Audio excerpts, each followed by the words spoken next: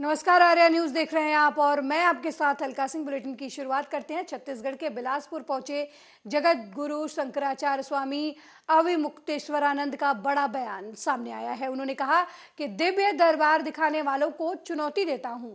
कहा कि चमत्कार दिखाने वाले जोशी मठ आकर धसकती हुई जमीन को रोक कर दिखाएं, तब मैं उनके चमत्कार को मान्यता दूंगा। वहीं धर्मांतरण के मुद्दे पर उन्होंने कहा कि धर्मांतरण के पक्ष में बोलने वाले या विरोध करने वालों के पीछे धार्मिक कारण नहीं है, इसके पीछे राजनीतिक कारण है। शंकराचार्य ने यह भी कहा कि वेदों के अनुसार चमत्कार दिखाने वालों को मैं मान्यता देता हूं, लेकिन अपनी वाहवाही और चमत्कारी बनाने की खुद को कोशिश करने वालों को मैं मान्यता नहीं देता। शंकराचार्य ने दिव्य दरबार लगाने को लेकर कहा कि देखिए, भविष्य हमारे यहाँ ज्योतिष शास्त्र के अनुसार फला देश होता है। हमारे यहाँ जो ज्योतिष है वो त्रिस्तकंद माना गया है। उसमें एक होरा शास्त्र भी है। होरा शास्त्र का मतलब होता है जिसमें जन्म कुंडली बनाई जाती है या प्रश्न कुंडली बनाई जाती है।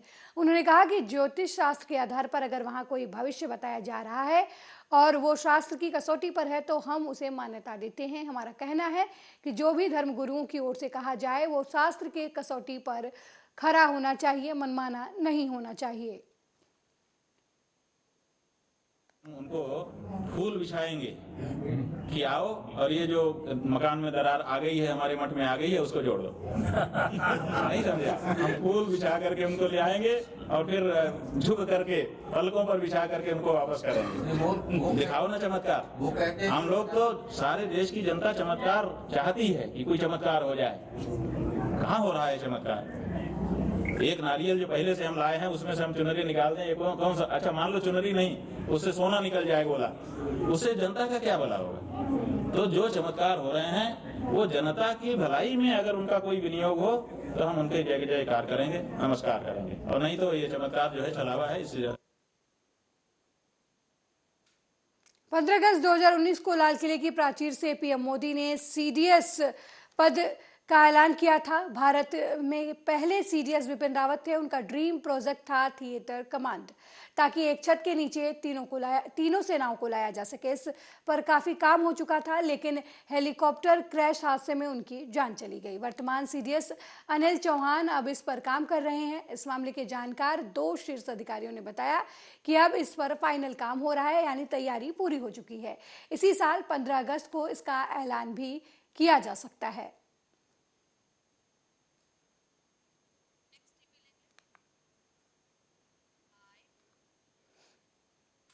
वहीं फिरोजपुर में चाइनीज मांझे के प्रति लोगों को जागरूक किया गया। फिरोजपुर शहर विधायक ने लोगों के साथ मिलकर चाइनीज मांझे का इस्तेमाल न करने की अपील की। 5 ਮਹੀਨਿਆਂ ਤੋਂ ਸ਼ਹਿਰ ਵਾਸੀਆਂ ਨੂੰ ਲਗਾਤਾਰ ਦੁਕਾਨਦਾਰ ਵੀਰਾਂ ਨੂੰ ਔਰ ਲੋਕਾਂ ਨੂੰ ਅਪੀਲ ਕੀਤੀ ਆ ਵੀ ਚਾਈਨਾ ਡੋਰ ਫਿਰੋਜ਼ਪੁਰ ਵਿੱਚ ਨਾ ਲੈ ਕੇ ਆਓ, ਨਾ ਵੇਚੋ, ਕਿਉਂਕਿ ਇਸ ਵਾਰ ਸਰਕਾਰ ਬਿਲਕੁਲ ਕਿਸੇ ਵੀ ਕੀਮਤ ਤੇ ਇੱਕ ਵੀ ਬਿਨਾ ਚਾਈਨਾ ਡੋਰ ਦਾ ਜਿਹੜਾ ਆ ਉਹ ਗੁੱਡੇ ਉਡਾਉਣ ਲਈ ਵਰਤਣ ਨਹੀਂ ਦਊਗੀ। ਔਰ ਇਹ ਬੇਨਤੀ ਪਿਛਲੇ 5 ਮਹੀਨਿਆਂ ਤੋਂ ਲਗਾਤਾਰ ਕਰ ਰਹੇ ਆ, ਪਰ ਲੋਕਾਂ ਤੇ ਫਿਰ ਵੀ ਅਸਰ ਘੱਟ ਆ, ਖਰੀਦ ਰਹੇ ਨੇ। ਤੇ ਹੁਣ ਜਿਹੜਾ ਆ ਉਹ ਬੁਨਿਆਦੀ ਸ਼ਹਿਰ 'ਚ ਹੋਈ ਆ ਕੱਲ, ਤੇ ਅੱਜ ਛੌਲੀ 'ਚ ਸ਼ੁਰੂ ਕਰ ਰਹੇ। ਫਿਰੋਜ਼ਪੁਰ ਖੇਡ ਦੇ ਸਿਟੀ ਦੇ ਵਿੱਚ ਜਿਹੜੀ ਚਾਈਨਾ ਡੋਰ ਤੇ ਬਿਲਕੁਲ ਪਾਬੰਦੀ ਆ। ਬਸੰਤਾਂ ਦੇ ਨੇੜੇ ਆ ਰਿਹਾ। ਚਾਈਨਾ ਡੋਰ ਦੇ ਨਾਲ ਪਸ਼ੂ ਪੰਛੀ ਅਤੇ ਜਿਹੜੇ ਆਮ ਲੰਘਦੇ ਲੋਕਾਂ ਦਾ ਕਾਫੀ ਨੁਕਸਾਨ ਹੋ ਰਿਹਾ। ਕਈਆਂ ਦੀ ਗਰਦਨ ਕੱਟੀ ਜਾ ਰਹੀ, ਕੋਈ ਦਾ ਕੰਨ ਕੱਟਿਆ ਜਾ ਰਿਹਾ। ਇਸ ਕਰਕੇ ਜਿਹੜੀ ਸਰਕਾਰ ਵੱਲੋਂ ਜਿਹੜੇ ਸਖਤ ਹਦਾਇਤਾਂ ਨੇ ਕਿ ਚਾਈਨਾ ਡੋਰ ਬਿਲਕੁਲ ਨਹੀਂ ਵਿਕਣੀ। ਸਰ, ਸਾਡੀ anti crime anti media police ਤੇ ਸ਼ੁਰੂ ਕਰਵਾਈ ਗਈ ਹੈ ਔਰ ਅਸੀਂ ਇਸ ਡੋਰਾਂ ਦੇ ਅਗੇਂਸਟ 2014 ਤੋਂ ਲੱਗੇ ਹੋਏ, ਪਰ ਹੁਣ ਜਿਹੜੀ ਹੈ ਸਰਕਾਰ ਨੇ ਵੀ ਐਕਸ਼ਨ ਲੈਣਾ ਸ਼ੁਰੂ ਕਰਤਾ। ਪਿਛਲੇ 2 ਸਾਲਾਂ ਤੋਂ ਸਰਕਾਰ ਵੀ ਕਹਿ ਰਹੀ ਕਿ ਇਹ ਡੋਰ ਪਾਬੰਦੀਸ਼ੁਦਾ ਹੈ ਤੇ ਇਹਨੂੰ ਨਹੀਂ ਵਰਤਣਾ ਚਾਹੀਦਾ। ਇਹਦੇ ਨਾਲ ਪੱਛੀਆਂ ਦਾ ਨੁਕਸਾਨ ਹੈ ਤੇ ਜਾਨਵਰ ਮਤਲਬ ਬੱਚਿਆਂ ਦਾ ਵੀ ਨੁਕਸਾਨ ਹੈ। ਜਿਹਦੇ ਡੋਰਾਂ ਫਿਰ ਜਾਂਦੀਆਂ ਉਹ ਬਲੀਡਿੰਗ ਬਹੁਤ ਹੁੰਦੀ ਹੈ। ਕੰਟਰੋਲ ਕਰਨਾ ਵੀ ਬੜਾ ਮੁਸ਼ਕਲ ਹੋ ਜਾਂਦਾ ਕਈ ਵਾਰ ਤੇ ਕਈ ਵਾਰ ਤੇ ਪਿਛਲੀ ਵਾਰ ਤੇ ਇਸ ਬੱਚੇ ਦੀ ਮੌਤ ਵੀ ਹੋ गई थी। वहीं जालौन में चतेला तिराहे पर एक्टिव वेलफेयर सोसाइटी ने वाहन चालकों को नियमों के पालन कराने की सलाह दी। अभियान के तहत बड़ी संख्या में बाइक सवार और 4 पहिया वाहन को बिना हेलमेट लगाए और बिना सीट बेल्ट पहने लोगों को जानकारी दी गई। ऐसे सभी वाहन चालकों को समझाया गया। सोसाइटी और उमाकांत ओझा ने लोगों को यातायात नियमों के पालन करने की हिदायत भी दी, जिसमें सोसाइटी के लोगों ने 1 दर्जन से ज्यादा लोगों को गुलाब और मिठाई देकर रवाना किया। साथ ही जिनके पास हेलमेट नहीं था उन्हें हेलमेट भी दिया गया।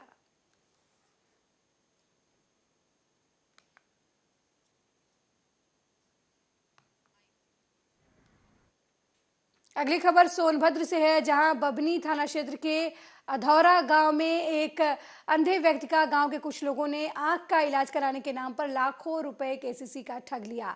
आरोप है कि वृद्ध रामनाथ पुलिस से उन्होंने शिकायत की है कि उनके गांव के ही लोगों ने केसीसी के नाम पर उनके अकाउंट से पैसे निकाले, साथ ही आंख के इलाज की बात की, लेकिन सारे पैसे उन्होंने खुद निकाल लिया और आपस में बंदर बाट करवा लिया। उनके आंख के इलाज कराने के नाम पर उनसे केसीसी कराई गई थी और अब उन्होंने इस मामले में आरोपियों के खिलाफ कार्रवाई करने की मांग की है।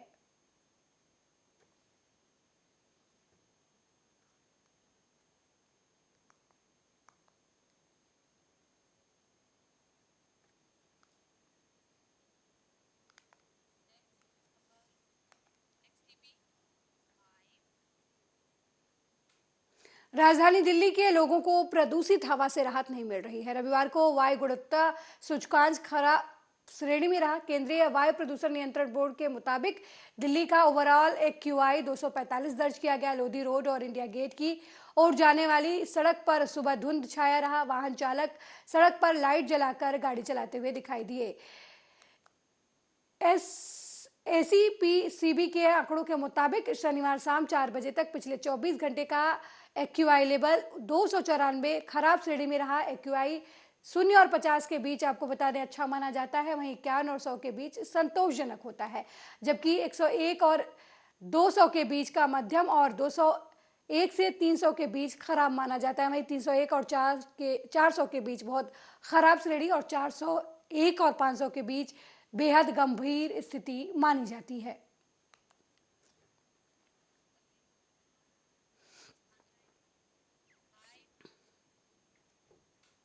वहीं बागेश्वर बाबा धाम के पंडित धीरेन्द्र कृष्ण शास्त्री पर अंधविश्वास को लेकर बढ़ावा देने का आरोप लगा है। एक के बाद एक लोग उनके विरोध में आवाज उठा रहे हैं और उनके चमत्कार को चुनौती दे रहे हैं। वहीं योग गुरु रामदेव बाबा ने विश्व हिंदू परिषद के लोगों से उनके समर्थन में उतरने की बात कही। इसी बीच छत्तीसगढ़ के मुख्यमंत्री भूपेश बघेल आज धीरेन्द्र शास्त्री से मिलने भी जा सकते हैं। छत्तीसगढ़ के मंत्री कवासी लखामा ने भी बागेश्वर बाबा पर सवाल उठाते हुए उन्हें चुनौती दी थी। उन्होंने कहा था कि धीरेन्द्र साबित करे कि राज्य में धर्मांतरण के मामले नहीं बढ़ रहे। अगर बागेश्वर बाबा ऐसा कुछ साबित कर दें तो मैं राजनीति छोड़ दूंगा। वहीं आज सीएम भूपेश बघेल धीरेन्द्र शास्त्री से मिल सकते हैं।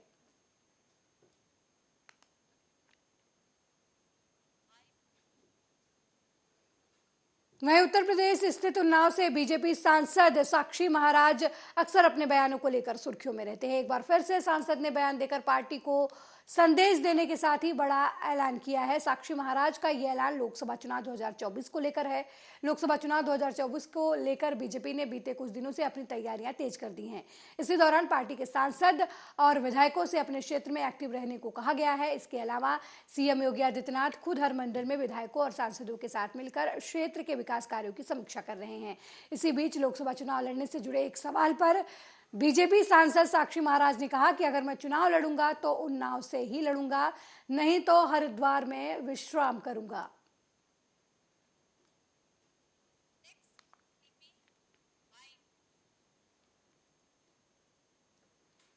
वहीं अलीगढ़ में संदिग्ध परिस्थितियों में मजदूर की मौत हो गई है। इससे आक्रोशित परिजनों ने बरौला बाईपास पर शव को रखकर रोड जाम कर दिया। परिजनों ने ठेकेदार पर मारने का आरोप लगाया है। आला अधिकारी मौके पर पहुंचकर परिवार को समझाने में जुटे हैं। वहीं मौके पर भारी पुलिस फोर्स तैनात किया गया है। घटना थाना बन्ना देवी क्षेत्र के बरौला बाईपास इलाके का बताया जा रहा है। अरविंद जी बताइए कौन थे मृतक? मेरे भाई थे जी, भाई के लड़के थे। क्या घटना हुई है? ये शटरिंग के काम पे गए थे, ठेकेदार लेके गया था। अब जो इसके साथ के बंदे थे, इसके साथ 2 बंदे और थे, हमें नहीं पता, हम लोग दिल्ली में रहते हैं। इसे जब लेके गए काम पे तो जी इसके पता नहीं करंट लगा, पता नहीं कैसे सर पे चोट लगी और ये हमें सिर्फ खबर इतनी मिली है कि आपका भाई मर गया। कैसे मर गया, कैसे ना मर गया, जहाँ पे काम करने गया था वहाँ का लेंटर भी बिल्कुल हाई वोल्टेज तार के पास था, जिसके चक्कर में ये दुर्घटना किस हिसाब से हुई है हमें नहीं पता। ना तो मकान मालिक दिखाई दे रहा है, ना ठेकेदार। सुखबीर ये बताओ मामला क्या है, ये बोरी रख के जाम लगा रखा बाबू जी ये मामला ऐसा है कि ये मजदूर आदमी है, बेलदारी करने निकले सुबह घर से और ये घर वापस नहीं आए शाम तक, इसलिए ठेकेदार ने इन्हें मार दिया पैसे के लेन देन के चक्कर में। उन्होंने लावारिस में लाश यहाँ में भेज चीलगढ़ में जाके लावारिस में, जब हमें ढूंढना खकोड़ करिए तो पता पड़िए कि एक लाश चीलगढ़ में जब 4 लड़कियां 1 लड़का है। लावारिस में सर जी ना तो कोई कार्रवाई हुई अभी तक, कोई कुछ ना हुआ। ठेकेदार क्या कहना था आपसे? ठेकेदार तो भाग गया सर जी, मिला ही नहीं है वो। मिलाई है 4 बार। वहीं एंटी नारकोटिक पुलिस टीम ने फतेहाबाद में नशा तस्करों पर कार्रवाई करते हुए एक कार से 100 किलो कचरा डोडा पोस्ता बरामद किया है। एक व्यक्ति को इस मामले में गिरफ्तार भी किया है। गिरफ्तार व्यक्ति नशा तस्करी के आरोप में जेल में था और कुछ दिन पहले ही जमानत पर बाहर आया हुआ था। आरोपी की पहचान भाटिया कॉलोनी फतेहाबाद निवासी रवि उर्फ भैया डोडा के रूप में हुई है। थाना सदर फतेहाबाद में उसके खिलाफ NDPS एक्ट के तहत मामला दर्ज कर उसे कोर्ट में पेश किया गया है।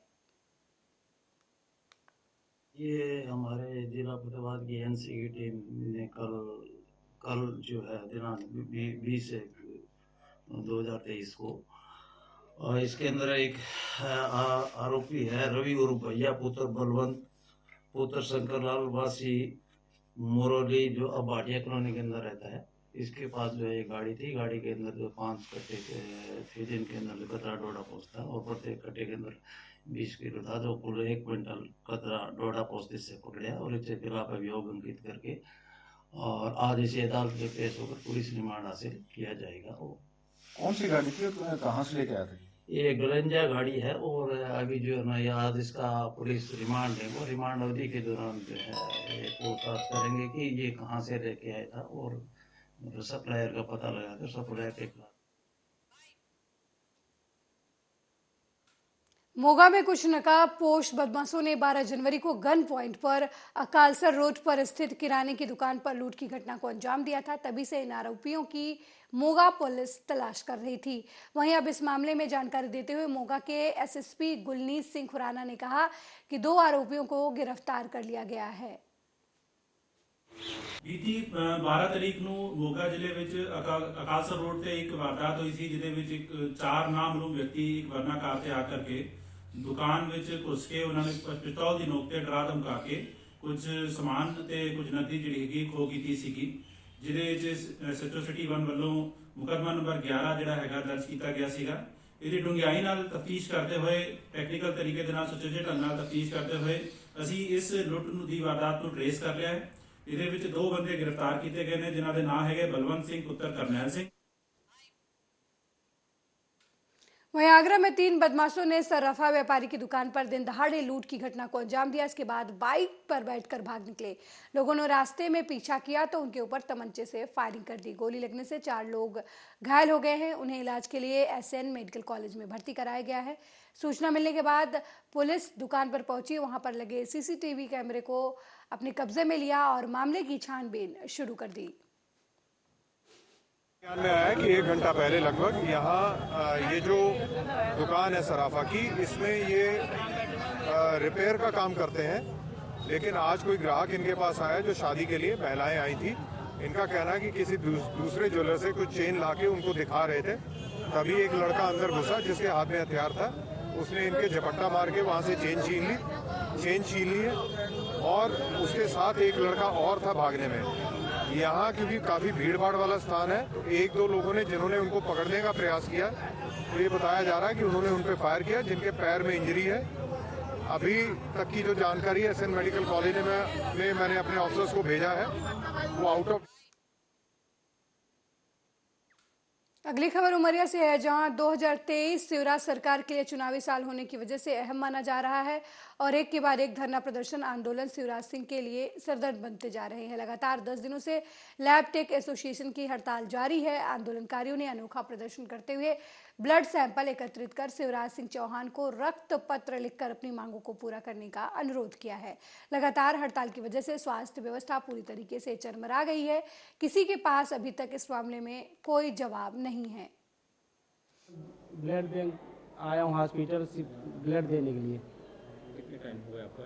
काफ़ी एक डेढ़ घंटे हो गए सर। यहाँ पे कोई कर्मचारी भी नहीं मिला और यहाँ पे आने पे संपर्क कर रहे हैं तो जो कोई जिससे भी संपर्क कर रहे हैं वो यही बोलता है कि हड़ताल पे चल रहे हैं, कुछ नहीं होने वाला जी। सर मैं ब्लड बैंक विगत 10 दिनों से लैब टेक्नीशियन की हड़ताल जारी है। जिला चिकित्सालय उमरिया में पैथोलॉजी और ब्लड बैंक का कार्य पूरी तरह प्रभावित हो रहा है। मरीज इधर उधर भटक रहे हैं। ब्लड बैंक में भी ब्लड नहीं मिल पा रहा लोगों को, पैथोलॉजी में जांच नहीं हो पा रही, मरीज इधर से उधर बहुत भटक रहे हैं और हम लोग उसकी वैकल्पिक व्यवस्था की बनाने की कोशिश कर रहे हैं, लेकिन फिर भी उस तरह से कार्य नहीं हो पा रहा है। बहुत जिला चिकित्सालय उमरिया का कार्य प्रभावित हो रहा है। वहीं डिंडोरी कार्यालय कलेक्टर के सभागार में कलेक्टर डिंडोरी विकास मिश्रा ने शासकीय योजनाओं के बारे में चर्चा करते हुए पत्रकार वार्ता का आयोजन किया। इस दौरान प्रेस कॉन्फ्रेंस में कलेक्टर ने उपस्थित पत्रकारों के सामने अमर्यादित भाषा शैली का प्रयोग किया। जिला कलेक्टर ने शासकीय अमले को निर्देश दिया कि वो राष्ट्रीय पर्व गणतंत्र दिवस पर किसी भी तरह की शुभकामनाएं न दे। साथ ही किसी भी कर्मचारी ने मीडिया को अगर शुभकामनाएं संदेश दिए तो उसके ऊपर कार्रवाई की जाएगी।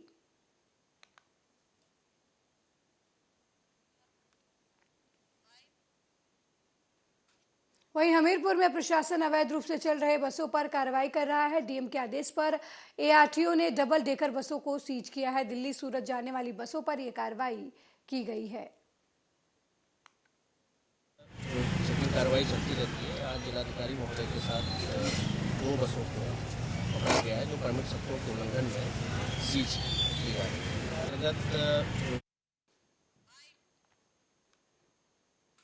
लखनऊ में G20 ग्लोबल इन्वेस्टर समिट को लेकर deputy CM Brajesh Pathak Marriott hotel विभूति खंड गोमती नगर पहुंचे। इस दौरान उन्होंने दीप प्रज्वलित कर कार्यक्रम की शुरुआत की।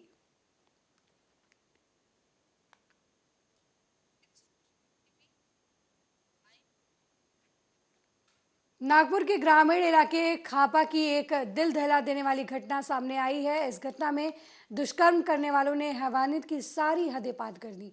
दरअसल नागपुर में महिला के साथ सामूहिक दुष्कर्म का मामला सामने आया।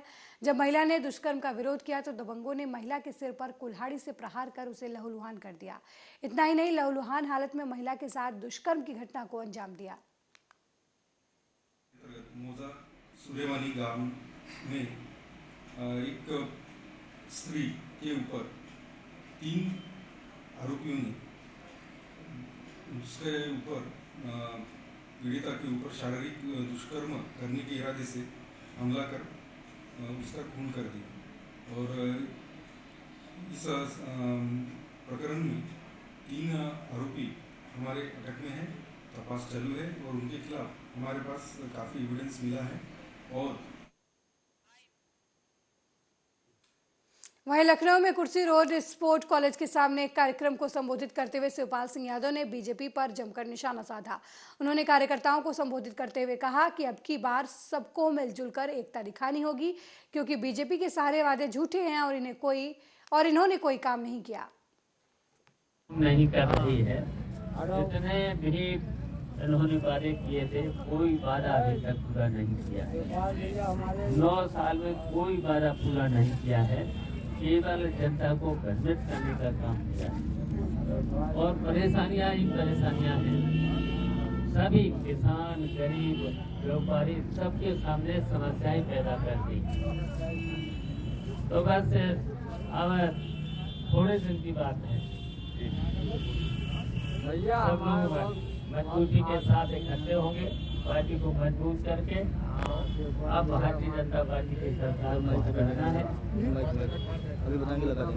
2024 से पहले जो नगर पंचायतों के